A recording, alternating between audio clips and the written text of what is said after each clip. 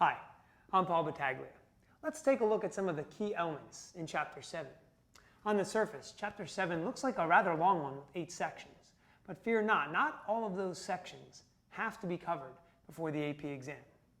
Now, if you're a Calculus AB teacher, we need to look specifically at 7.7, L'Hopital's rule.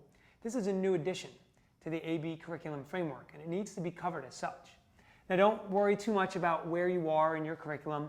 If you don't feel it's in the proper place, you can always make adjustments for future years. That's certainly what I've done in the past. If you're a Calculus BC teacher, you also don't necessarily have to cover all 8 sections.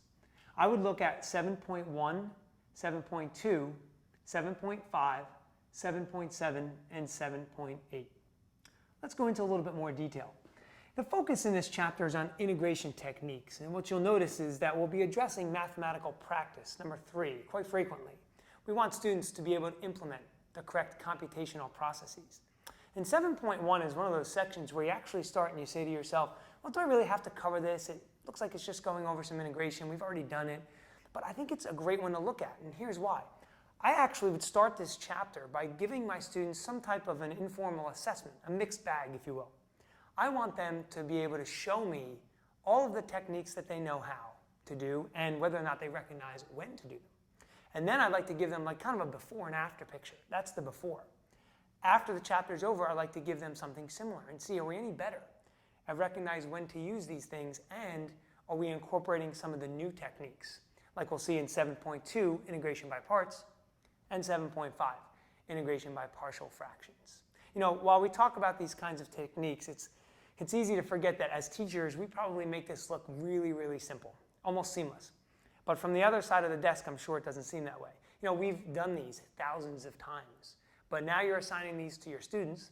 Now they have homework, and this is the first time they're seeing them. So now they're only, 10, 20, 30 problems in.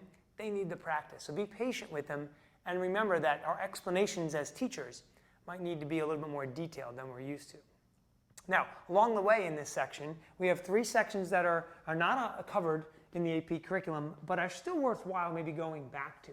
7.3, 4, and 6 cover techniques like integration by tables, trigonometric substitution, things of that nature.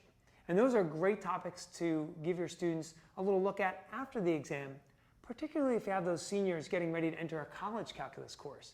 These will certainly be covered in those types of courses. Now we end the section, as I said earlier, 7.7 is L'Hopital's rule, and then 7.8, improper integrals. And BC students will now have to look at integration from a whole new different perspective, where the limits, now either one or both of those limits, are infinite. And how do we deal with that problem? So these are all great things to talk about. And now at this point in the year, you might want to even get a little bit more into some more specific AP focus and more preparation. What that means is you have the option now and the ability to give students a wider variety of conceptual problems and tie in many more topics. So I think now is a good time to do that, especially with those Calculus BC students as we're winding down their year as well.